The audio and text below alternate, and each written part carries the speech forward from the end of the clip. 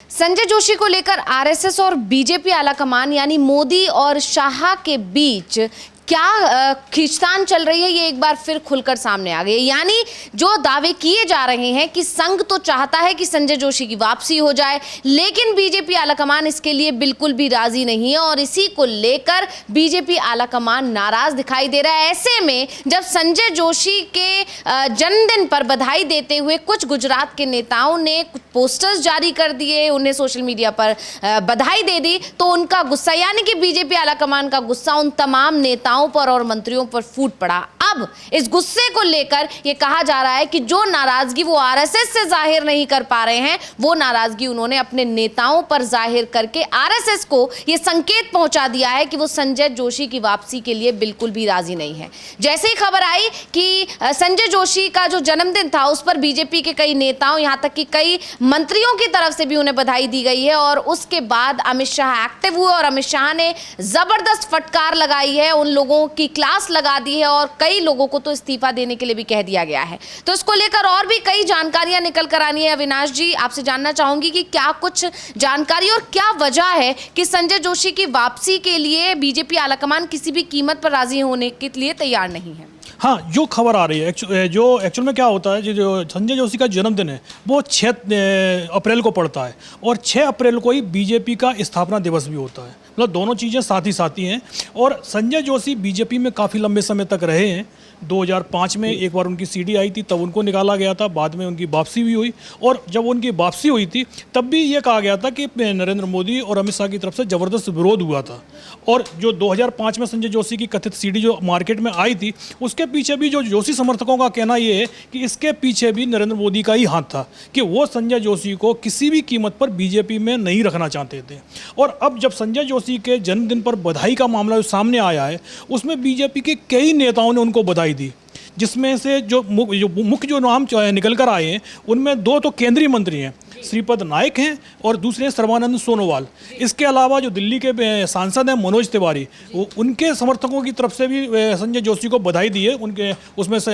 मनोज तिवारी का बड़ा फोटो लगा हुआ था। और इसके अलावा जो मुजफ्फरनगर के पूर्व सांसद हैं जो कि मोदी सरकार में मंत्री रह चुके हैं, संजीव बालियान, उनका भी नाम इसमें आया है। और यह कहा गया है कि अमित शाह ने चारों को सीधा सीधा फटकार लगाई और उनसे इसका कारण पूछा। तो चारों की तरफ से यह कहा गया कि उन्होंने अपनी तरफ से कोई बधाई नहीं दी है, उनके समर्थकों ने उनकी तस्वीर का इस्तेमाल किया है। और हालत यह है कि जो श्रीपद नायक जो केंद्र में मंत्री हैं, उनके जो पीए हैं उनसे इस्तीफा मांग लिया गया है, उन्होंने इस्तीफा भी दे दिया है। तो जाहिर सी बात है, अगर पीए की तरफ से कोई ऐड जारी किया जा रहा है तो क्या उसने मंत्री जी से सलाह नहीं ली होगी, पूछा नहीं होगा कि उनके बिना पूछे ही संजय जोशी को, जबकि ये सबको पता है कि संजय जोशी का नरेंद्र मोदी और अमित शाह से क्या विवाद चल रहा है, उसके बावजूद अगर पोस्टर जारी हो रहा है, संजय जोशी को बधाई दी जा रही है श्रीपद नायक की तरफ से, तो जाहिर सी बात है कि आप ये नहीं कह सकते कि उनकी जानकारी में सारे काम नहीं हुए। सबको पता है, क्योंकि संजय जोशी आरएसएस में अभी भी हैं, आरएसएस में उनको महत्वपूर्ण जिम्मेदारी मिली हुई है, प्रचारक हैं आरएसएस के, और संघ की तरफ से लगातार ये कोशिश हो रही है कि उनको वापस बीजेपी में भेजा जाए। लेकिन जिस तरीके से बीजेपी में संजय जोशी का विरोध नहीं है, विरोध ये चल रहा है सीधा सीधा अध्यक्ष पद को लेकर। जिस तरीके से इस बार संघ ने अध्यक्ष पद को लेकर अपनी टांग अड़ा दी है और उसके चलते अभी तक बीजेपी को अध्यक्ष नहीं मिल पाया है। और इसीलिए क्योंकि संघ की बीजेपी हाईकमान सुनने को तैयार नहीं हो रहा है, वो चाहता है कि अध्यक्ष उसका बने, इसीलिए संजय जोशी के बहाने कि जिन्होंने संजय जोशी को एक तरीके से जन्मदिन की बधाई दी है, उन पर कार्रवाइयां हो रही हैं। जी बिल्कुल, जैसे कि जब नागपुर दौरे पर गए पीएम मोदी और पीएम मोदी पहली बार आरएसएस मुख्यालय पहुंचे थे जब से उन्होंने पीएम का पद संभाला है, ऐसे में चर्चाओं ने जोर पकड़ लिया था कि कहीं ना कहीं कुछ आरएसएस बड़ा फैसला लेने वाला है और उसी फैसले के चलते पीएम मोदी मुख्यालय पहुंचे हैं। और इसके बाद चर्चाओं ने यह भी जोर पकड़ा था कि अब संजय जोशी की एक बार फिर से वापसी हो सकती है, क्योंकि लगभग 13-14 साल से वो वनवास पर चल रहे हैं, यानी किसी तरह से एक्टिव नहीं है। जिस वक्त नितिन गडकरी बीजेपी के अध्यक्ष अध्यक्ष हुआ करते थे, उस समय उन्हें यूपी में चुनाव प्रभारी बनाया गया था, लेकिन कुछ समय बाद ही उनसे ये जिम्मेदारी भी वापस ले ली गई थी। उस समय भी यही कहा गया था कि कहीं ना कहीं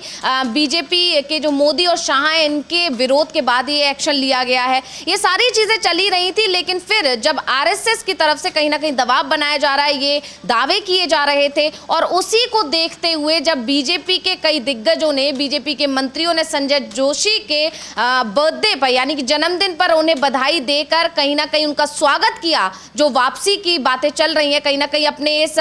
बधाई के जरिए उन्होंने बता दिया कि संजय जोशी अगर वापसी करते हैं तो पार्टी उनका बहुत ही अच्छी तरह से स्वागत करेगी। जब ये संदेश देने की कोशिश की गई तो अमित शाह और मोदी की तरफ से लगातार एक्शन लिए जा रहे हैं, और जिस तरह से आपने बताया अविनाश जी, कई लोगों के खिलाफ एक्शन लिए गए। इसी कड़ी में एक नाम और है, गढ़दा तालुका के प्रमुख हैं प्रकाश भाई सांकिया, उनकी भी तरफ से ऐसा ही दावा किया गया है कि जब उन्होंने सोशल मीडिया पोस्ट पर संजय जोशी को बधाई दी उनके जन्मदिन की, उन्होंने एक पोस्ट किया था, उसके बाद उनको जबरदस्त फटकार लगाई गई और उनसे इस्तीफे की मांग की गई है। यानी जहां पर वो हैं, वहां के जिला अध्यक्ष हैं जो बीजेपी के, उन्होंने उनसे इस्तीफे की मांग कर दी है। तो प्रकाश भाई सांकिया ने दावा किया है कि जिला अध्यक्ष मयूर पटेल ने उनसे इस्तीफा देने को कहा है, लेकिन उन्होंने अभी तक इस्तीफा नहीं दिया है। उन्होंने आगे कहा कि मेरी अंतरात्मा हार मानने को तैयार नहीं है। उन्होंने कहा कि संजय जोशी को उनके जन्मदिन पर फेसबुक पर बधाई दी थी और फिर मुझसे इस्तीफा देने को कहा गया। संजय जोशी संघ के नेता के साथ कभी गुजरात भाजपा के महत्वपूर्ण नेता रह चुके हैं। ये घटनाक्रम ऐसे वक्त पर हुआ है जब ये माना जा रहा है कि इसी महीने के अंत तक यानी आखिर तक बीजेपी के नए राष्ट्रीय अध्यक्ष का ऐलान हो सकता है। यानी यहाँ पर दावे ये किए जा रहे हैं कि संजय जोशी को बीजेपी अध्यक्ष के तौर पर भी आरएसएस चाहता है कि लेकर आए। वहीं दावे ये भी किए जा रहे हैं कि नितिन गडकरी को अध्यक्ष बनाया जा सकता है। अब नितिन गडकरी और संजय जोशी के संबंध भी अच्छे रहे हैं, ये भी किसी से छुपा नहीं है। ऐसे में शायद आरएसएस अगर नितिन गडकरी को अध्यक्ष बनाने के बारे में सोच रहा है, इसलिए शायद संजय जोशी की वापसी पर भी विचार किया जा रहा है। लेकिन बीजेपी आलाकमान यानी मोदी और शाह इसके लिए किसी भी कीमत पर राजी नहीं है, और ये एक्शन लेकर जो भी इस्तीफों की मांग की गई है, जिस तरह के दावे किए जा रहे हैं कि अमित शाह ने जबरदस्त फटकार लगाई है उन सभी नेताओं को, उन सभी मंत्रियों को जिन्होंने संजय जोशी को जन्मदिन पर बधाई दी है, उसके बाद से ये मामला अब तूल पकड़ता जा रहा है। क्योंकि बड़ी बात यह है कि 6 तारीख को बीजेपी पार्टी का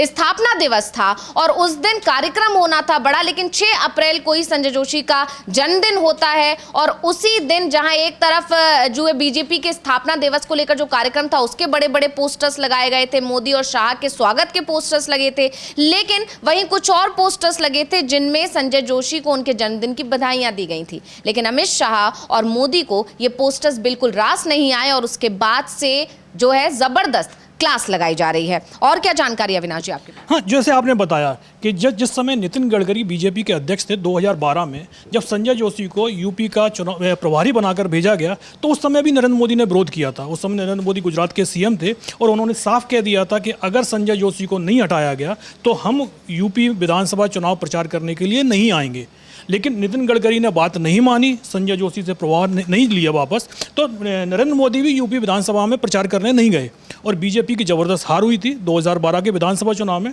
उसके बाद अगले साल जब बीजेपी का अधिवेशन हुआ तो नरेंद्र मोदी ने उस अधिवेशन में शामिल होने से साफ साफ मना कर दिया। नितिन गडकरी ही उस समय अध्यक्ष थे और जो नरेंद्र मोदी की तरफ से मैसेज भेजा गया कि जब तक कार्यक्रम में संजय जोशी मौजूद हैं तब तक वो उस कार्यक्रम में शामिल नहीं होंगे। और ये साफ साफ मैसेज था कि आप सबसे पहले संजय जोशी से जिम्मेदारियां छीनिए, उनको पार्टी से बाहर कीजिए, उसके बाद ही हम कार्यक्रम में शामिल होंगे। और बाद में नितिन गडकरी को नरेंद्र मोदी के दबाव में संजय जोशी को पार्टी के